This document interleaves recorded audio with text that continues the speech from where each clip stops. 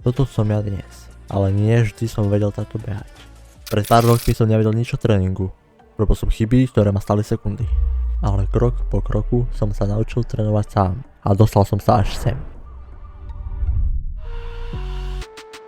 Poďme sa pozrieť do minulosti, lebo takto som vôbec nezačínal.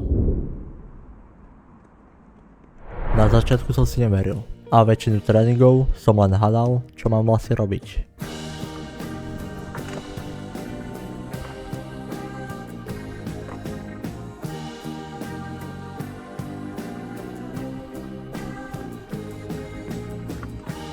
Ale postupne som sa začal učiť, pozerať videá, skúšať, testovať, robiť chyby a opravovať ich. A jedného dňa sa to začalo meniť. Ríšo! A Richard Nať beží výborne.